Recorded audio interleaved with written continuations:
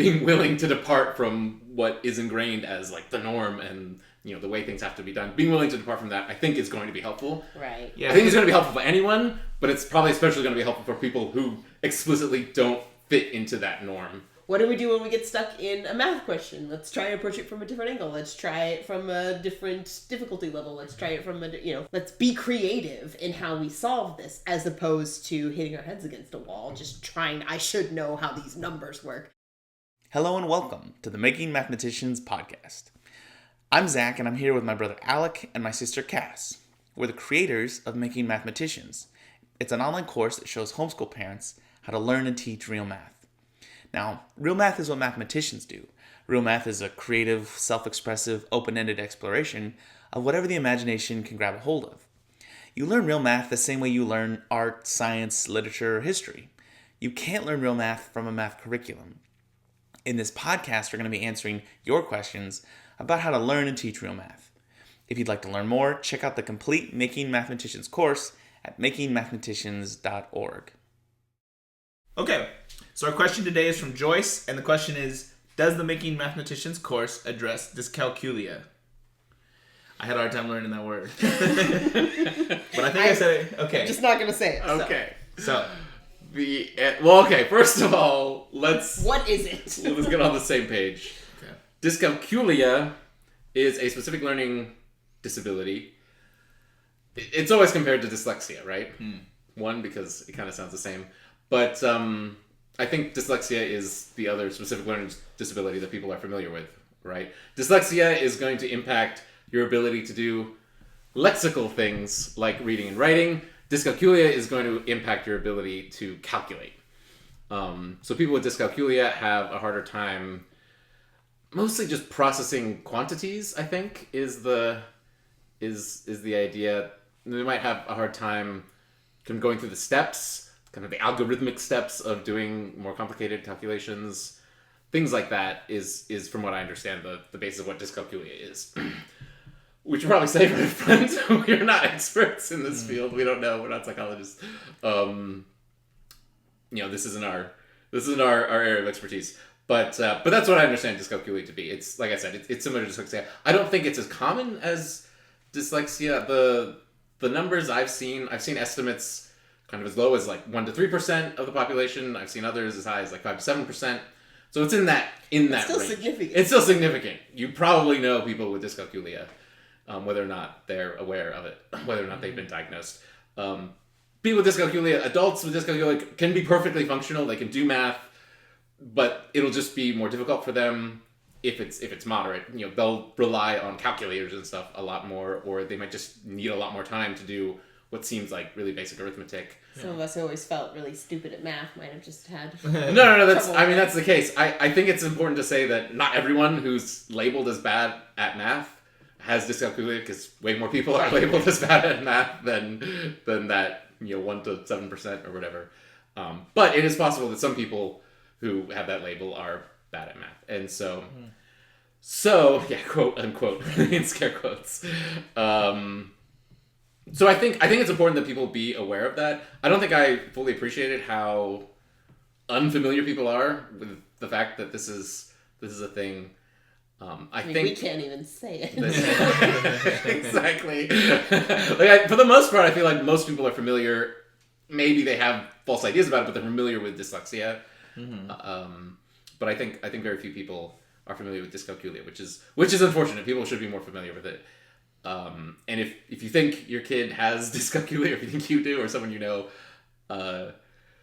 don't rely on our description of it. Don't go online and take tests that will tell you. Talk to a professional who can diagnose you and get you real advice. Just like with dyslexia, people with dyscalculia, they can do mathematics. They can learn to calculate. It's just that their brain's going to approach numbers and quantities and stuff differently. In the same way that someone with dyslexia can learn to read and write and do all these things. I know lots of people with dyslexia who manage to do that, but it's just a little trickier. They tend to read things wrong a little more often than other people do. But with the right practice and with the right support, and if they learn to approach things in their own way, they can learn to get things done. And it's the same with people with dyscalculia. They can learn to do everything they need to in mathematics. It might just be a little more challenging because other people won't understand exactly what they need to do or how they need to approach things, so they'll need to learn. Unfortunately, just like with dyslexia, people I know with dyslexia tend to be really bad at spelling, but we fortunately live in a world where there are spell checkers for any circumstance you need, even grammar checkers now. And it's the same. People with dyscalculia will tend to rely on calculators and things like that more. So it's not the end of the world. I think you just need to get the right support. The other thing to recognize is that, again, I think this is also the case with dyslexia, but with dyscalculia, it's not really one single thing. It can manifest at different intensities. Sometimes it's much stronger. You have kind of these headline cases with adults who can't tell you what 2 + 3 is, when otherwise they're like completely functional. They need a calculator to answer that question. But it can be a lot more moderate than that, and it can also manifest in different symptoms. Like I said, some people really struggle with keeping quantities in their head. Other people aren't going to be able to memorize, your addition and multiplication tables easily, and things like that. So that's dyscalculia. Like I said, if you think, especially if you have a child who seems to be advancing in other ways, sort of all right and learning other things, but is really struggling to just do kind of basic, again, sort of calculation tasks. That's something to look into. Again, don't just like diagnose it on your own. Get some real advice. As far as the course goes, I don't know. Do you guys have anything to say? I feel like I'm just talking a lot. No, that was good. We just needed to kind of cover a bunch of small bases to cover. So. Yeah. There's a lot. Again, I think people aren't familiar with it, and so it's important to cover it. As far a disclaimer out there. No. I just get everyone on the same page. Because as far as the course goes, we do not discuss it in the course. I almost kind of regret it. There were reasons, and I'll get into why we didn't talk about it. But I kind of wish I'd almost just mention it, just because I've become more aware of the fact that so few people are aware of it, and so I kind of wish that maybe we just mentioned it so that it was something that in people's minds so they could. And that is, for some moms, that is why they homeschool, because their child might be struggling in school to fit in with what everyone else says is normal. Yeah, exactly.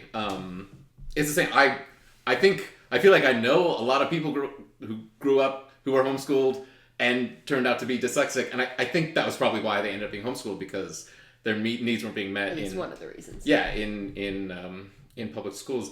I think that public schools and other schools have become a little more aware of these things, and there are more resources now than there used to be to address these needs, but not every school maybe meets those needs the way that the kids need them to be met. The mom can meet them. Yeah, and there's a lot of just standardization that you kind of have to get around in schools, which is frustrating. So we didn't mention this in the course. Part of the reason for that is the course was very much focused. It did show up in an earlier draft of one of the lessons. I don't remember which one. But as we were developing the course, we thought it was really important to focus on kind of the central thesis, which was sort of what real math is, how it differs from curriculum math. And I think it's a really interesting question to ask. If someone has dyscalculia, how will their experience studying math be different? Studying real math and really engaging with interesting problems and studying math that's paradigmatic of what mathematicians do versus just doing curriculum math. But I realized as I was kind of thinking and writing about this that I didn't know. Everything I said was speculative. I have ideas, and I think it's interesting, but I felt like whatever I would say would be sort of a mere speculation without a solid scientific foundation, and I didn't think the course was the right place to do that. Podcasts, on the other hand, I think are primarily unsubstantiated speculation, so we could talk about it. Yes, sir. This is the prime medium for that. No, I'm just kidding. But that said, I think it is interesting to think about.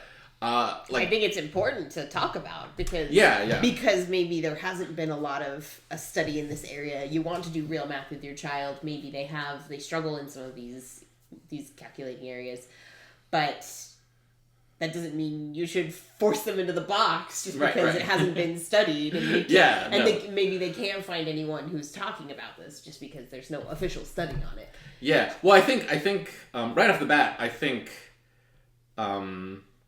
The worst thing you could do is to put it into the box and force them to follow I think if you approach math from a more open-ended stance, just sort of being more attuned to sort of following the interests of your kids and adapting to that and kind of teaching them based on that, pushing them ahead, but also kind of responding, the way good education works, which is how we're encouraging you to teach math in the Making Mathematicians course.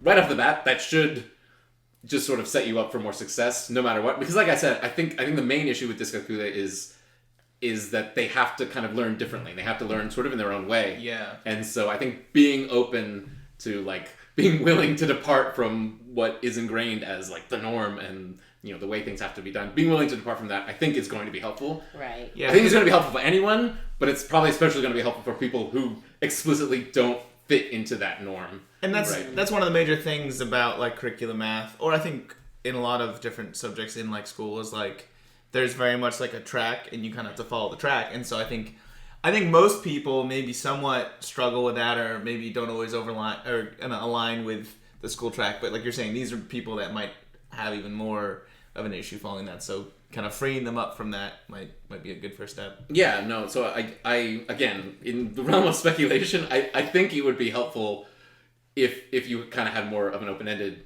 approach to mathematics for people who again don't fit into a kind of mold or a kind of path. But it should, that should be helpful for any kid, but especially for someone who maybe specifically struggles with that. Well, we love to use art as an example. Mm-hmm. And if you're an artist, but you have some sort of disability in some area that, makes you different, that's not going to stop you from being able to produce great art or study art or whatever. If you like to paint but you're colorblind. Right. There's examples of musicians who were deaf, obviously. No, I think of examples of, there's a famous filmmaker who is mostly colorblind, and so his films have really interesting color palettes because he pushes the light to the point where you can see it, and it kind of has a style. So there are ways where, in a sense, talking about math as an art form, creative constraints might open new doors or help you develop new things. Milton dictated a lot of what he wrote, and there's so many examples of many artists who went about their craft in unconventional ways. Yeah. So I think again, if you wanted to be really speculative, I've heard people claim that people with dyslexia, because they kind of have to approach things differently, maybe they can explore different ways of writing or something like that. I'm not sure. Again, I don't know enough to speak to that. But I think you need to create that space for them. So I think studying real math and studying math in a way that fits into the paradigm of what mathematicians do is just gonna be so much more open ended and so much more opportunity for self-expression and for just pursuing your own interest and your own way of doing things. And I think that will be helpful, again, for all children, but probably especially for children with dyscalculia or other challenges. And there's the other aspect, which is that curriculum math is so focused specifically on calculating. Curriculum math really stresses practicing calculating, and that's sort of what is ingrained over and over again.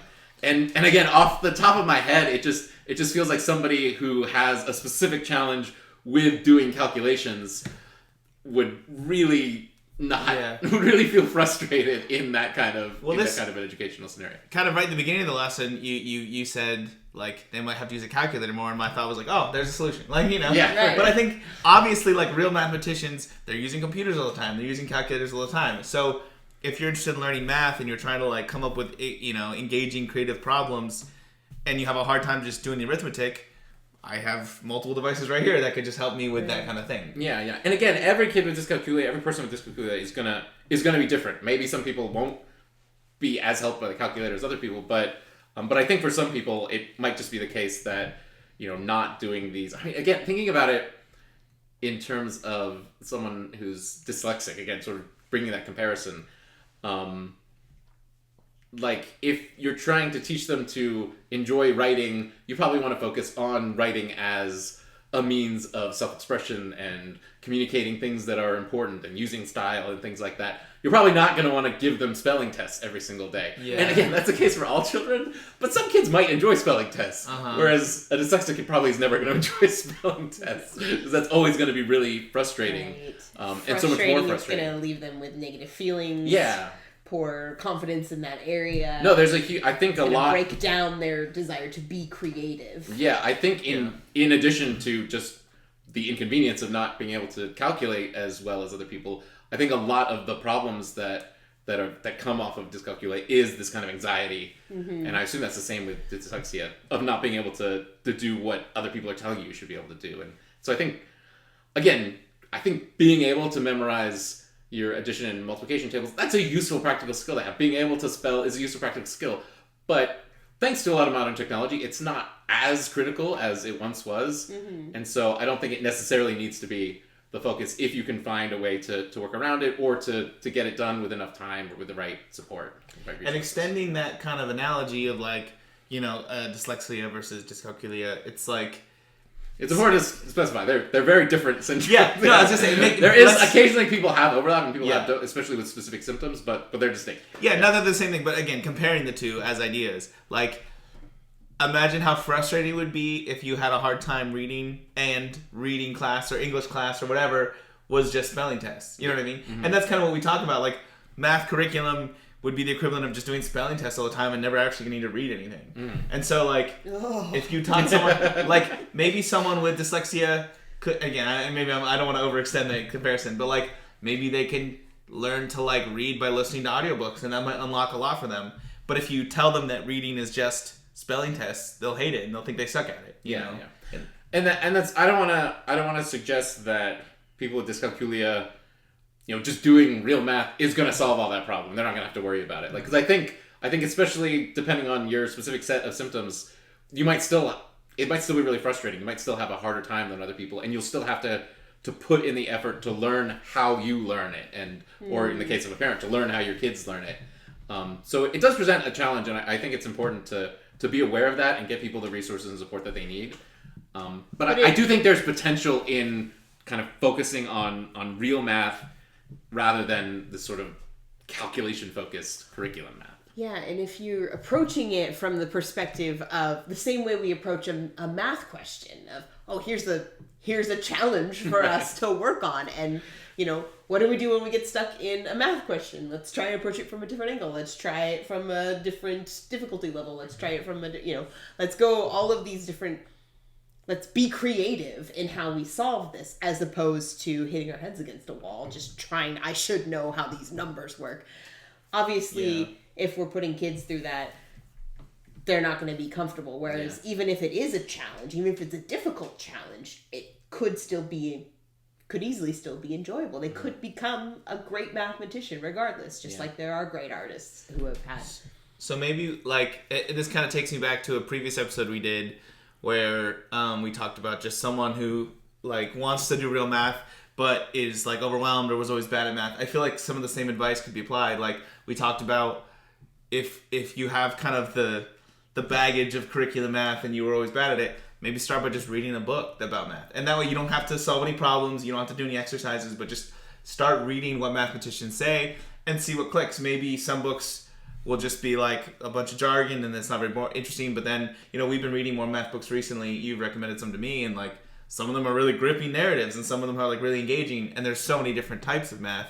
So I think, like, a good first step could be that, just, like, explore just different types of math that mathematicians have done and see if any of it kind of resonates with you or it feels more manageable or something. Yeah, no. And one thing I was going to say, and again, different people are different, get the support you need, but generally speaking, from what I understand of reading the literature, just sort of drilling things over and over again in the same way that isn't working normally doesn't produce good results. And that's one of the ways you can that's one of the kind of red flags that something's going on, that even when you drill something over and over again, you're not getting any kind of improvement. I mean, drilling things isn't necessarily the best way to, like, drilling your times tables isn't necessarily the best way to learn them. But when you do that, if you're still not seeing results, that's one of the kind of signs of dyscalculia. So again, don't just keep hitting your head against the wall like you were saying. Instead, try different things. If you need to, get some kind of other support or resources. fortunately we live in a world where there's a lot more of that, and I think there's just more and more awareness of these types of challenges and more opportunities for people with these challenges to find the support they need. So I think that's a good thing in our society. So again, I kind of wish I just mentioned it in the course just for the sake of building awareness. It didn't really fit into the broader thesis of what we were talking about, which is why I didn't bring it up. But I am optimistic that a focus on real math will be helpful in this respect. The other part of this that's kind of interesting is it sort of brings up this question of like how our brain does math in the first place, and sort of there must be some kind of, and psychologists have studied this, even evolutionary biologists and stuff I've read who've kind of looked into this this question of how our brain does basic mathematics. We talked, I think in our last episode, we talked about the logical foundations of mathematics, but we sort of pointed out that that's not really that's not where people start when they're learning math. Where people start is, kids just start counting like numbers on their fingers. And it seems to be the case that we have some sort of built-in capacity for a number sense, as I think psychologists call it. It's kind of interesting because different animals have, obviously complex animals are going to need some kind of ability to manage quantities. It seems like some animals are able to distinguish specific numbers of things up to, a specific amount. It's different for different animals. Like corvids can count up to 6 or whatever, and dogs can count to 4. It's kind of interesting. One of these experiments they do is on humans is they it's called, I think, subitizing, just how many numbers you can count, how many objects you can count without having to count them individually. Yeah, just at a glance. 4, right? I think 4 is the standard for most people, you just can around just 4. See 4. You look at without it counting, which suggests that it's sort of built in, this like 4 perception, or it's like built into our minds. And on top of that, like with bigger quantities, we can see quantities, and depending on how different they are, we can tell which one's bigger. These are all things that you would naturally need to survive in any situation. So lots of animals have a similar number sense. But there is some research. I haven't really read into it a lot, but there is a decent amount of research I know on people with dyscalculia, and specifically neurological research. I think they pinpointed specific differences in their brain. I think I read somewhere, I didn't say this on point, I think I read somewhere that scientists have reached the point where they can diagnose dyscalculia from brain scans, which is really impressive.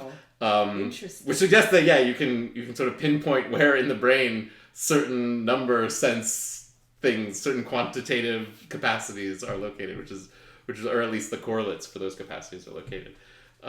Which is, I think, really interesting. But that's very cool. But anyway, so the sort of, because there's like the logical foundation of math, but there's also sort of the psychological foundation of math, which in some ways is even more practical, even if it is outside of the realm of mathematics itself, and more in the realm of biology or psychology. But anyway, I find that interesting.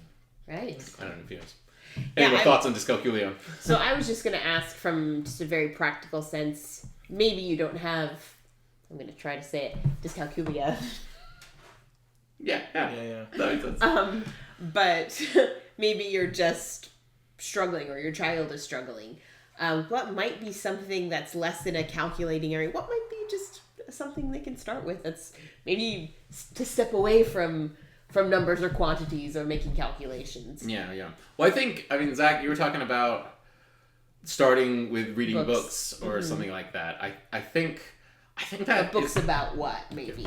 One thing you can look at is books. There's lots of books we have listed on the course, or books we can list them. But books that talk about mathematics, I think a lot of them can approach kind of these mathematical topics, whether that's geometric things or statistics or whatever.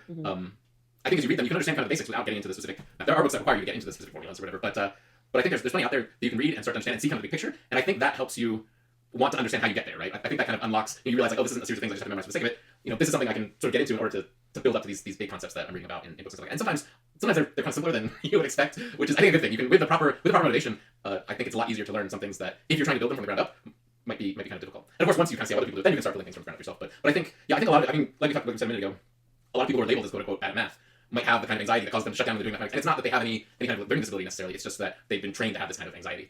It's a nurture problem in this case. And so I think finding ways to disengage that anxiety is important. That's kind of a broader topic. You can probably address right now, but we talk about it a lot. That's something we keep going back to. But I'm sure we'll come back to it more in the future. But I think there's lots of different ways you can do that, and And yeah, no, it doesn't. Just because you don't have the diagnosis doesn't mean that you're fine. You don't have to worry about math can still be challenging. But that's part of what makes it. That's part of what makes it, I think, really, really engaging. A lot of creative activity, I think, is sort of frustrating, but that's what leads to the breakthroughs if you can stick with it. And if you have the motivation. Thank you for listening to the Making Mathematicians podcast. We hope our discussion has helped or inspired you in your effort to learn and teach real math. If you have a question you'd like to ask us, please leave a comment or email podcast@makingmathematicians.org. If you'd like to learn more, check out the complete Making Mathematicians course at makingmathematicians.org.